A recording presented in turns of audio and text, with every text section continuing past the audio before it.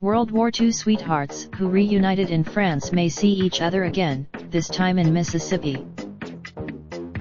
Memphis, Tennessee. Youth and WWII WWII spans 75 years and 2 continents, and now, after a brief reunion in France, it appears there is another chapter to be written for these 2 wartime darlings. A Tennessee-based veterans group, a neighbor, and a French journalist are working to you and even see each other again.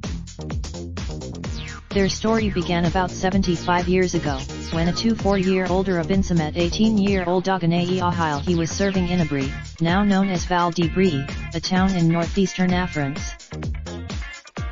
They spent almost 3 months together and fell in love, but duty called and Robbins was sent to the front lines and then returned home to Memphis. Upon his return, Robbins got married and opened a hardware store with his wife, Lillian. They were married for having waited 5 years for Robbins to return to France. WWII eventually married and had 5 children with her husband, who died about 30 years ago. As the decades passed, Robbins, now 97, and WWII, now 92, never forgot each other. Earlier in June, their second chapter started when Linda Tosh, Robbins' neighbor, found a Facebook post about a Forever Young senior veterans trip to France in honor of the 75th anniversary of the D-Day invasion of Normandy.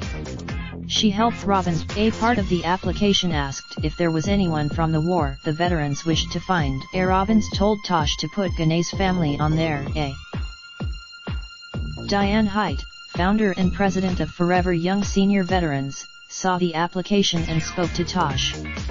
They thought it was a shot. Haidt contacted France 2, a French news channel, hoping they could find WWII. They did, thanks to Agnes Varamian, a France 2 correspondent in Washington, D.C. Varamian said one night she spent about 2 hours searching through Google and the white pages for a person she knew nothing about. 1. She said she stumbled upon Ganay's brother, Daniel, who said his sister remembered the American soldier, A.A. Varamian said it took a bit of persuading to get WWII to see Robbins again.